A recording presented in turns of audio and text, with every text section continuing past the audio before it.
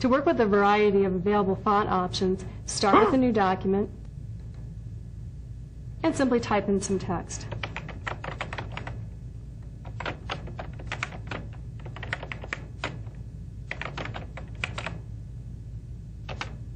Now select and copy this text multiple times.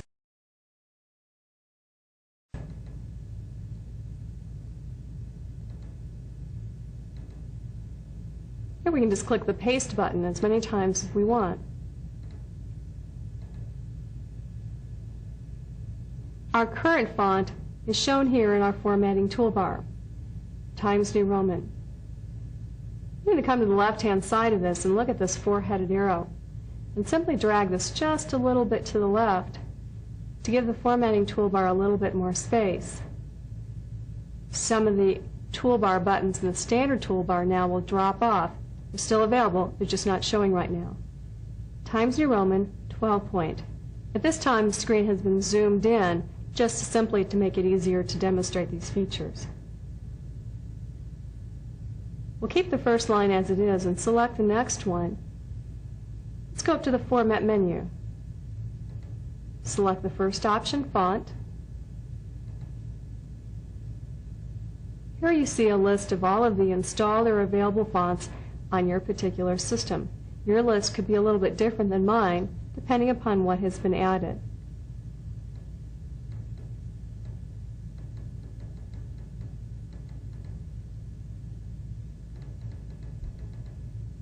Pick a style. Here we have other enhancements such as bold, italics, and the size. In Word, font sizes are measured in points.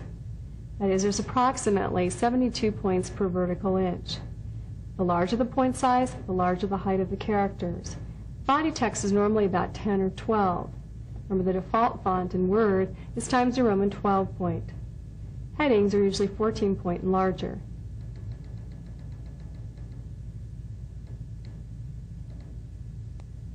Other choices are also available here. Color, underline style,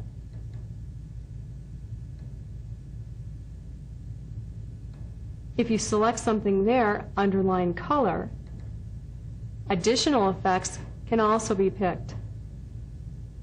Shadow, superscript, subscript, small caps, and others as well. Just make a change to the color here. And then we'll go back to OK. And just so that you can see this entire line and see it a little bit more true to its size, we'll go back to page width. And this is approximately what it would look like on your document. We'll select another line and simply repeat and make a few other selections. And underline,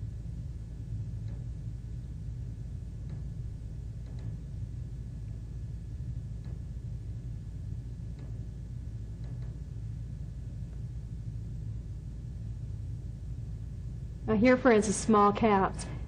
This is a way for us to get some other special effects as well.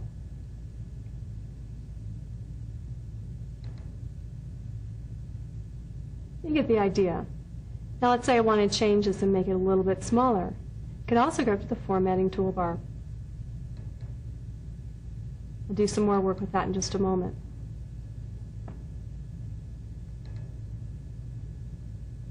It's not necessary, of course, to type your text before formatting. You can also apply character formatting as you type. Let's go ahead and just simply right here at the bottom type some new text. But before we do that, go back to Format Font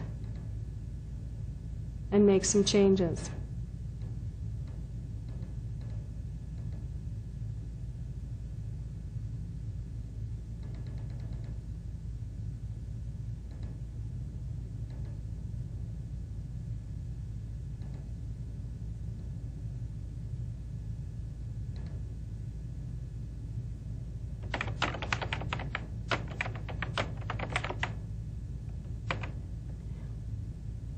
Now these formatting options will be in place as I continue typing or until I pick something else.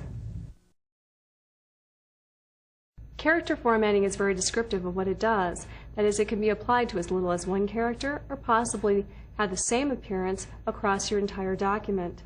Next, I'll show you how to change the default font for each new document that you might create in Word. When we first started this document, I showed you the reference to the default font. Currently, we can see the font that we have selected now, which is Impact and 18 point. But when we first started, we were at Times New Roman 12 point.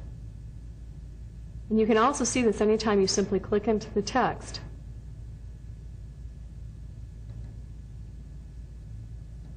If I want to change the default font that's used every time I start with a new document, that's very simple as well. Go back to the Format menu, select Font, make our selection. In this case, just do a simple one, Arial, which is another common Windows font, 12 point. Instead of saying OK, which would apply it just to the text that is either selected or my current location, I'll instead choose Default.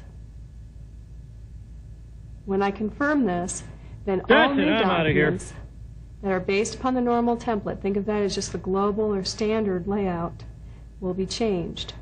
Existing documents will not be affected, and you can still always individually change your documents. Here you can see the change right on the screen.